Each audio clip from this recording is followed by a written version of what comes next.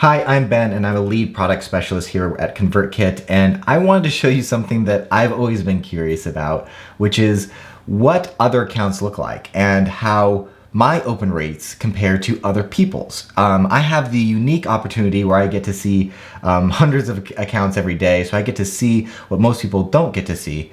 And that while I can't show you everyone else's account, I can show you my own personal account and kind of tell you some of my experience thus far. So that way you can kind of see how your own open rates, how your own statistics compare to other people's.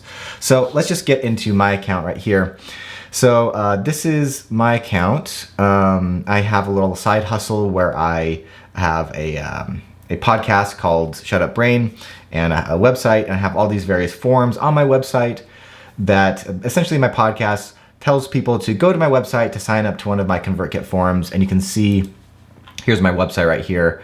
And if we were to click on one of these episodes, like this one right here, you'll see that I have a ConvertKit form. And that is how I get the majority of my subscribers, from people just signing up to my forums here. So if I go back to ConvertKit, the very first open rates you'll probably want to check out are your open rates for your broadcasts. So I'm going to go over to my broadcasts and you're going to see what my open rates are like for the various broadcasts I've sent over the past few months. So I'm going to point out some of them. Like this one right here has 15 recipients. I've only sent it to 15 people. And you can see my open rates are tremendous. They're at 73%. Very, very, very high. But the reason they're so high is because I know this is a super highly engaged small population of my list. If we were to go to my whole list, and I have about 1,000 people or so on my list currently, like here's a good one. I have open rates of about 42%, which is again, extremely good. And the reason it's so good is because I practice a lot of good deliverability practices in order to keep my list engaged and to keep it as warm as possible. And I'm going to show you how to do that. Actually, I'll just link you right now. If you go to convertkit.com/deliverability, it will take you to this page right here. And this page is fantastic. You're going to be able to ask a question to the new podcast that we have about deliverability, but there also is going to be a bunch of other articles that are linked to. And if you start applying some of these things to your account, you're going to see what is possible when it comes to open rates. Because in general, open rates for my account are between, I guess, 35% and 50%, which is extremely high, like I was saying. We consider a healthy account to have open rates of at least 20%. And I've seen accounts with open rates as high as 60 or 70% to big lists. It is possible to do, it's just very, very rare. It's more likely that people will have open rates around 20% or so. That's what we consider to be fairly healthy. But I wanted to point out some of the things that are actionable here.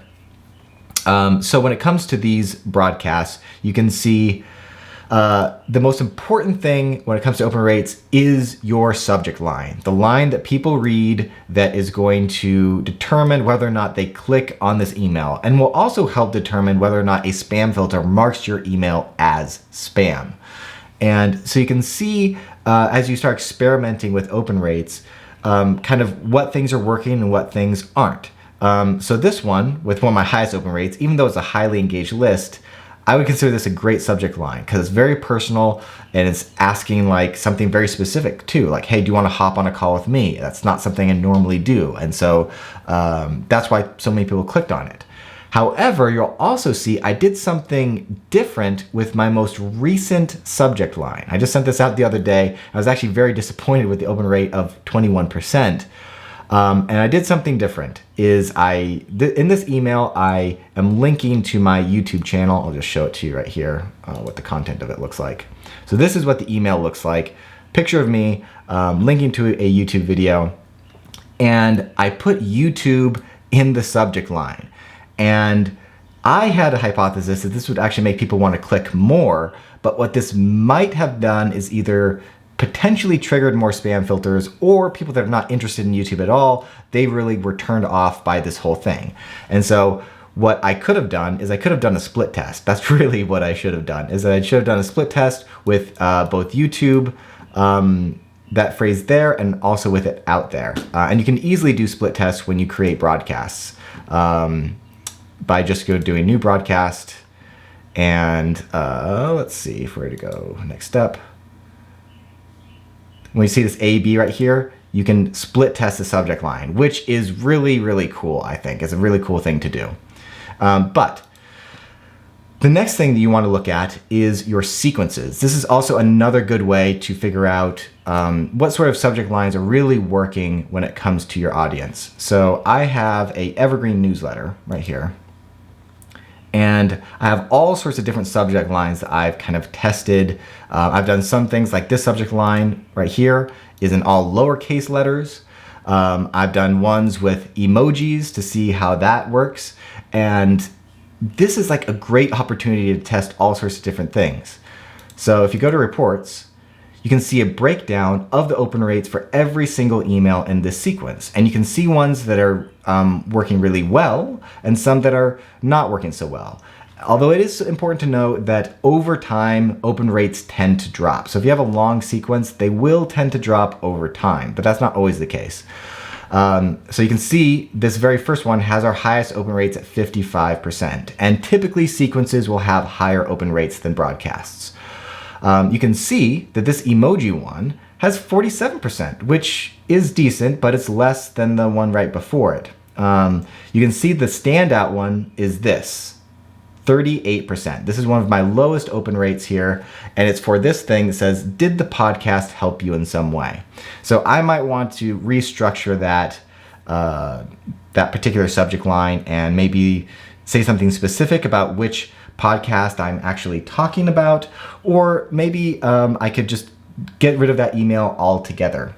So I could restructure this subject line, and you can see, or maybe I'm starting to see a trend. Some of these that have question marks maybe have a little bit lower open rates, I'm wondering. So maybe I shouldn't ask questions in the subject line. This is something that I could test over time. And while we don't have A/B split testing for sequences, I think that the reports and sequences offer a lot of valuable information that can help you determine whether or not what sort of subject lines are going to work best for your audience. Because that's the other thing is it really comes down to your audience. You might find that your audience responds really well to emojis, and it's the thing that you need to do in order to get emails to be opened. Or you might find that they don't like emojis at all, and that they're really turned off by them. Maybe that they think they're unprofessional. So hopefully this look behind the curtain at my open rates for my various broadcasts and some of my sequences has been helpful for you.